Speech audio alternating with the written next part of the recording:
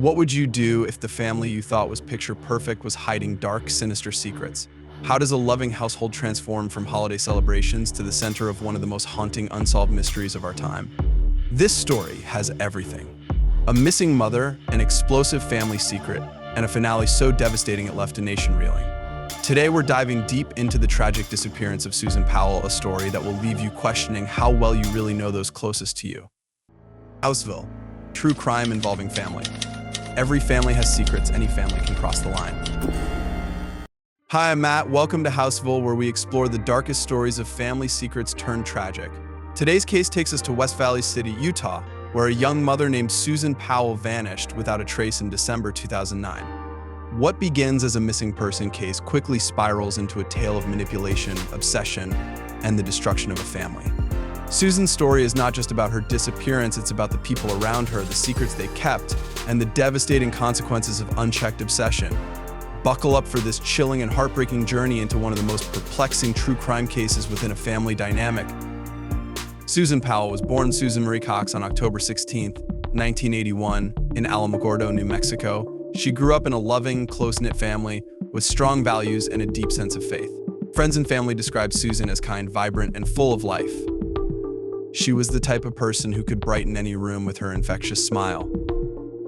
In 2000, Susan met Josh Powell, a young man who seemed charming and ambitious. They quickly fell in love, and after a whirlwind romance, the couple married in April 2001. From the outside, their life together seemed idyllic. They moved to Utah, where Josh worked as a computer programmer, and Susan focused on building a warm, welcoming home for their two sons, Charlie and Braden.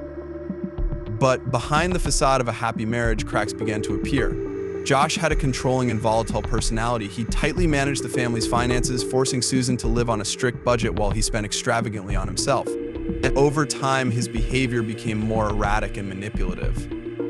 Family dynamics further complicated the situation. Josh's father, Steve Powell, played a disturbing role in their lives. He developed an obsessive fixation on Susan, often crossing boundaries that left her deeply uncomfortable. Steve documented his obsession through journals, photographs, and even inappropriate songs he wrote about her. Susan confided in friends about her discomfort, but she also tried to maintain peace for the sake of her children. Despite these tensions, Susan remained hopeful. She poured her energy into her sons, her faith, and her job as a stockbroker. To the outside world, she maintained an image of resilience and optimism, but beneath the surface, her marriage was deteriorating. In 2008, Susan began documenting her struggles in a private journal. She described her fears about Josh's increasing instability and her concerns for her children's safety. She even made a chilling video recording of her possessions, saying, "If something happens to me, this is who has it." By December 2009, things had reached a breaking point. Susan had reportedly been considering divorce, but she hesitated, worried about how it would impact her children. Tragically, she wouldn't have the chance to make that decision. On December 6, 2009, the night before Susan Powell's disappearance, everything appeared normal, at least on the surface. Susan and Josh had their usual interactions, and she even made plans with friends for the upcoming days. They were supposed to go Christmas tree shopping the next day, and Susan seemed optimistic, but just hours later, everything would change. In the early hours of December 7th, 2009, Josh Powell told authorities that he had taken their two sons on a midnight camping trip to the Utah desert. The temperature that night was below freezing, and Josh claimed that he thought Susan would be fine on her own. When he returned home that morning, he discovered that she was missing. Josh's story was strange from the beginning. He said he found the house unlocked and Susan gone. He reported the disappearance to the police, but there were no signs of forced entry, and her belongings, including her phone, wallet, and keys, were left behind. The scene raised many questions. Why would Susan leave in the middle of the night without taking any of her belongings? And why would she leave her two young sons at home alone? Authorities quickly grew suspicious of Josh's story. Investigators found inconsistencies in his account of the night's events, and his behavior seemed off, emotionally flat, even when talking about his missing wife. Additionally, forensic evidence pointed to the possibility of foul play. Forensic experts would later discover that the gas tank in Josh's vehicle had been wiped clean, suggesting he had taken extra steps to hide his activities. It was during this investigation that the public first began to learn about Josh Powell's disturbing background. Despite his charm, Josh had a history of emotionally abusive behavior towards Susan. He isolated her from friends and family, discouraged her from working, and manipulated her into keeping a tight grip on their finances. Then the investigation uncovered an even darker secret. Josh's father, Steve Powell. Steve had been obsessively fixated on Susan for years. He had secretly filmed her while she was in their home and had written disturbing journal entries about her, all while hiding his actions from his son. Susan had reportedly distanced herself from Steve, feeling increasingly uncomfortable around him. This newfound knowledge added a layer of complexity to the case. Was Josh merely a product of his father's influence, or was he capable of orchestrating his wife's disappearance on his own? Investigators were left with more questions than answers. At first, Josh denied any involvement in Susan's disappearance, but as the investigation continued, the picture became murkier. Authorities discovered that just weeks before her disappearance, Susan had confided in a close friend that she felt her marriage was on the verge of collapse. She mentioned her fears that Josh might harm her. She even told friends that she feared Josh might be planning something dangerous. The situation grew even more complicated when it was revealed that Josh's behavior was becoming increasingly erratic. He refused to cooperate fully with investigators and exhibited strange and disturbing actions during the investigation.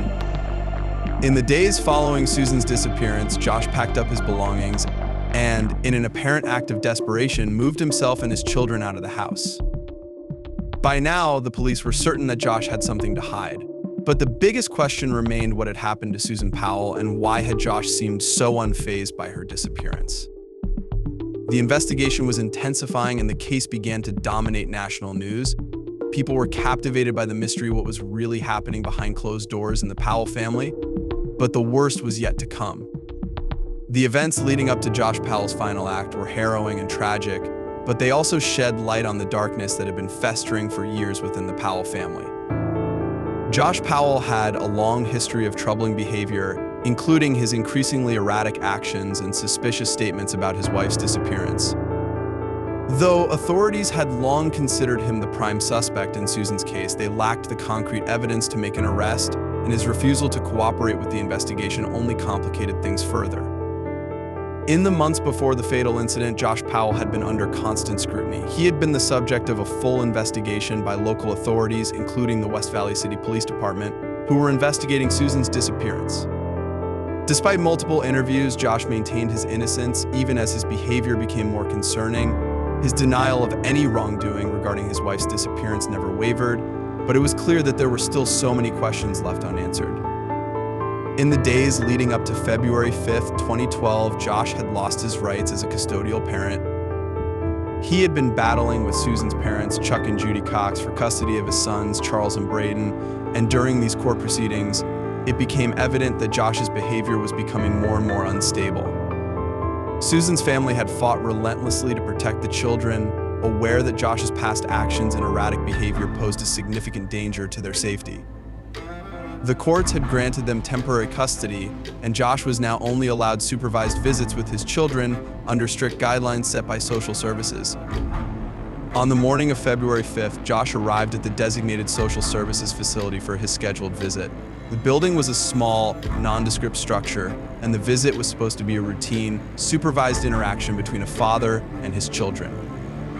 Inside the visitation room, Josh was supposed to be monitored with a social worker observing from a nearby window.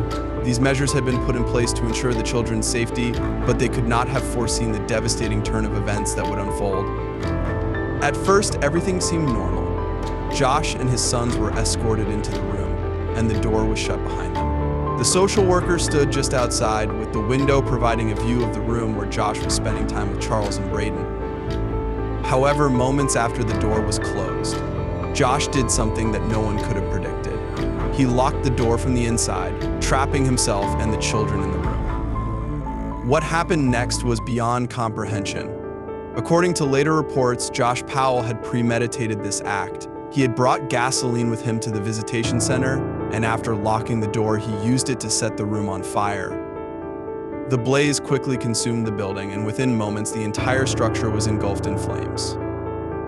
When emergency responders arrived at the scene, it was already too late. The building had collapsed in on itself, and the fire had completely destroyed the room where Josh and his sons had been. Firefighters found the remains of Josh and his two young sons inside the charred ruins, unable to save any of them. The shock of this act reverberated through the community. as well as across the nation. The horrific realization that Josh Powell had killed his sons and himself was incomprehensible. It was an act of pure desperation, an attempt to escape the consequences of his actions and avoid facing the truth about his wife's disappearance.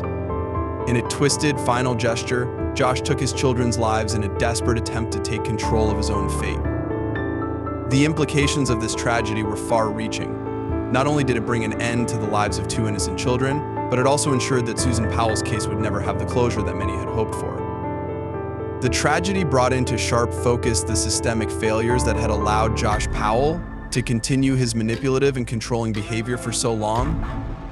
Despite numerous warning signs and a clear history of erratic actions, Josh Powell had been allowed to maintain some form of access to his children, which ultimately led to this unspeakable tragedy.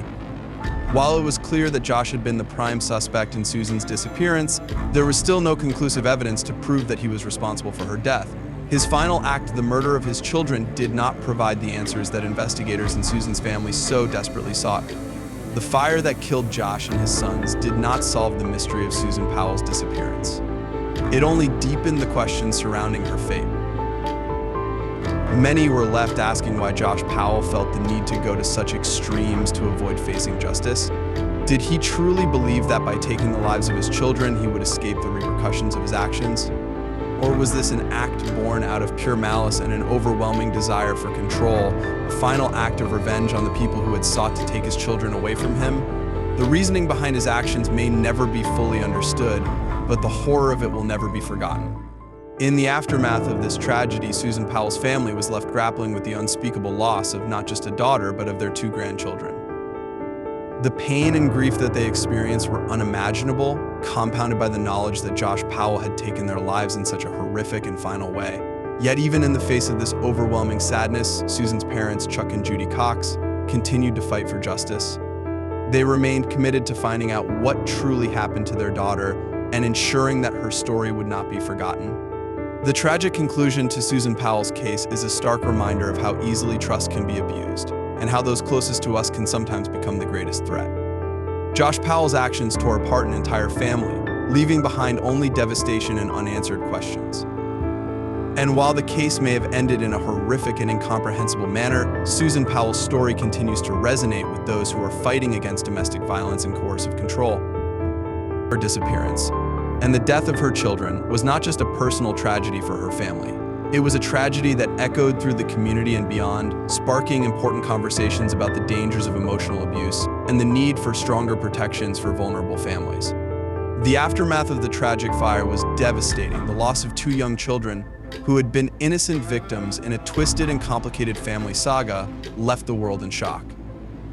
Josh Powell's actions not only stole the lives of his sons, but ensured that Susan Powell's case would never be resolved in the way that her loved ones had hoped for. The case had already raised serious concerns about the role of social services, the lack of adequate protection for domestic abuse victims, and the failure of the system to safeguard vulnerable children. Susan's family, her parents, siblings, and friends were left to process the horrific events that had unfolded over the course of 2 years. They had spent years fighting for justice, speaking out about the dangers of emotional abuse and coercive control, and yet their worst fears were realized when they learned of Josh's deadly final act. Despite this tragedy, Susan's family refused to remain silent. They channeled their grief into advocacy work, speaking out against domestic violence and raising awareness of the signs of coercive control. They called for greater support for victims of abuse and for changes in the way authorities handle domestic violence cases. The case became a rallying point for those who had long been advocating for stronger protections for vulnerable families. Susan's disappearance and the loss of her children also prompted a closer examination of the broader societal issue of domestic violence. Experts began to shine a light on the complexities of abusive relationships and the often subtle signs of control and manipulation. Susan Powell's story, though tragic, served as a critical reminder of the dangers that lurk beneath the surface of seemingly ordinary lives. In the wake of these events, many were left asking how Josh Powell's final destructive act could have been prevented. Questions swirled about whether more could have been done to ensure that the children were safe and whether law enforcement had missed crucial signs of danger. As painful as it was, the case highlighted the importance of not underestimating the signs of emotional and psychological abuse and how these forms of control can escalate into violence. The case of Susan Powell is one that lingers long after the headlines fade. It's a story marked by manipulation, emotional abuse, and ultimate tragedy. What began as the disappearance of a young mother soon evolved into one of the most heartbreaking and shocking true crime cases involving a family. Josh Powell's final actions and the death of his children left an indelible mark on everyone who followed the case. The failure of the system to protect Susan and her children raises critical questions about how we approach family violence and domestic abuse. Susan Powell's case should have been a wake-up call for authorities, but it was too late for her and her sons. Still, her story continues to serve as a reminder of the importance of paying attention to the warning signs and ensuring that victims of domestic abuse are supported and protected. Susan Powell's disappearance, while unresolved, still reverberates in the hearts of those who loved her. Her family continues to honor her memory and work tirelessly to raise awareness about the dangers of domestic abuse, hoping that their efforts will spare others from the same fate. If you found Susan Powell's story as tragic and eye-opening as I did, don't forget to subscribe to Houseful for more stories about the dark truths behind family dynamics and the consequences of trust gone wrong. Share your thoughts in the comments below. Your insights mean a lot to me. I'll see you in the next one, as we continue to unravel the stories that remind us just how fragile the bonds between families can be.